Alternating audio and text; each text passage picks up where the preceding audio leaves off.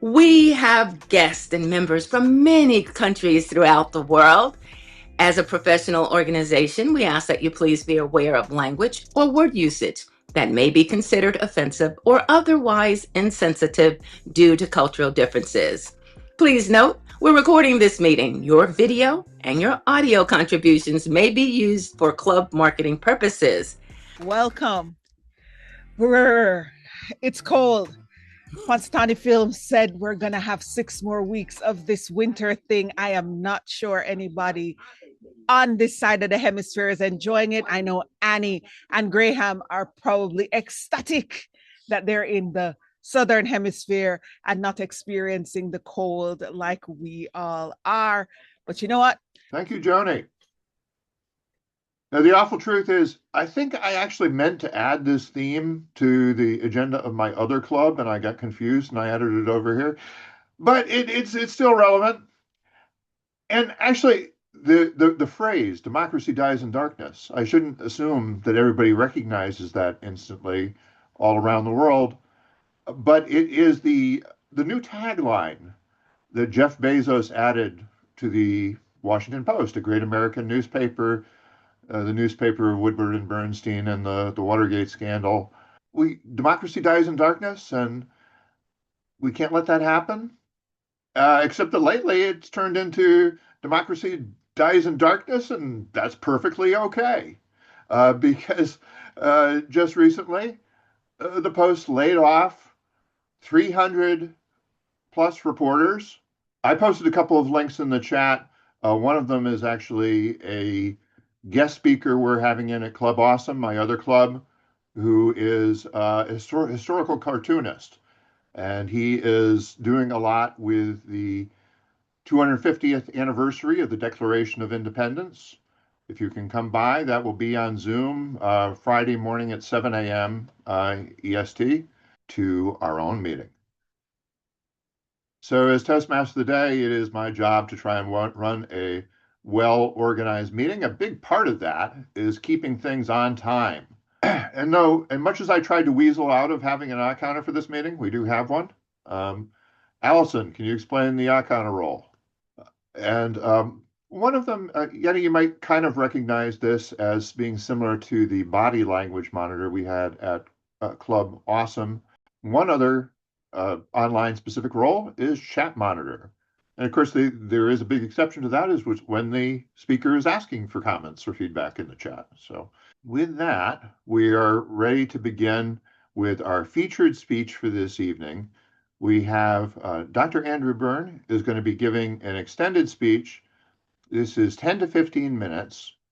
This is a level 3 increasing knowledge speech, and it's called Keeping the Commitment.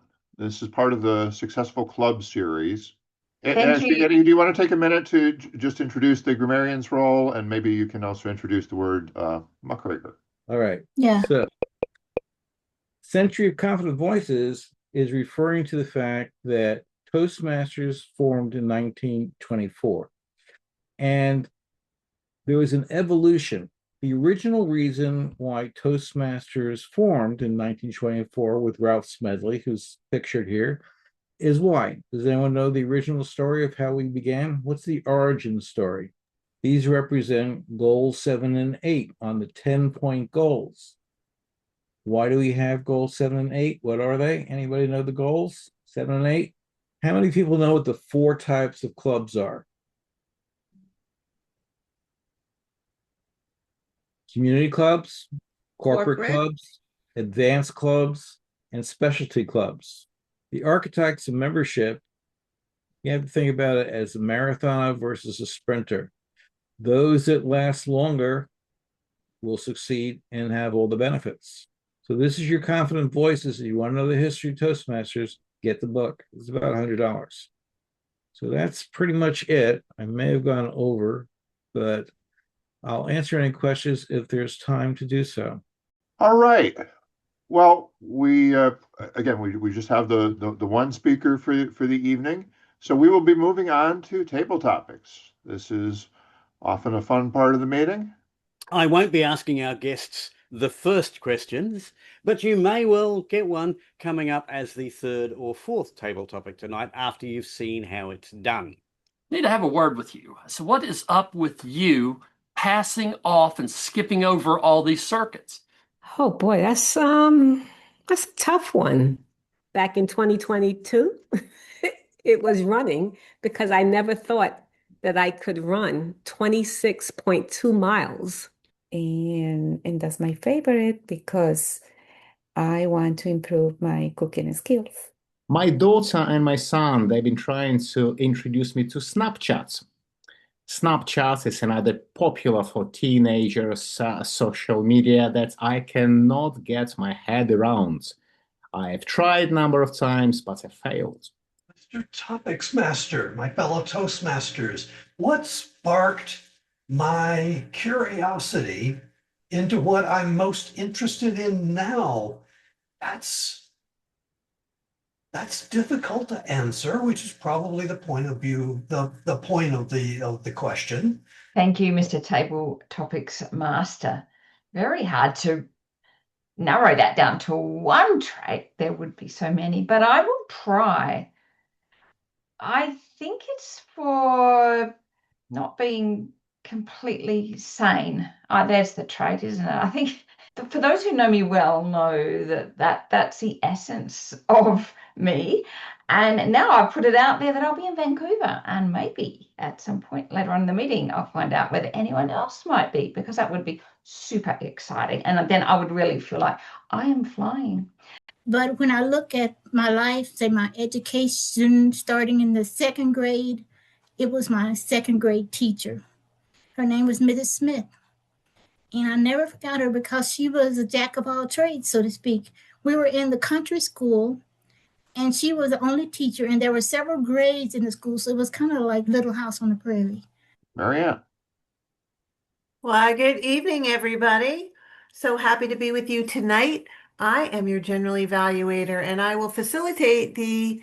Thank you, Madam General Evaluator.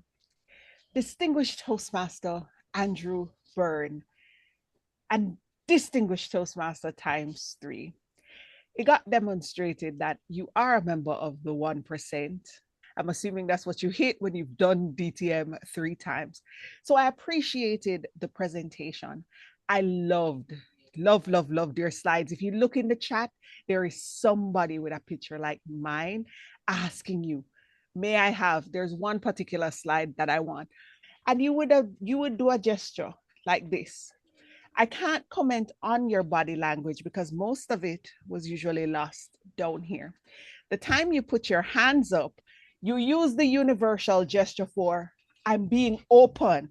What I can suggest is if you reframe, if you reframe to about here, it makes it easier for you to communicate, and then I'll see and understand what you're doing without having to wait for the occasional. It's actually popping up because it's a habit hands, and I have them all the time.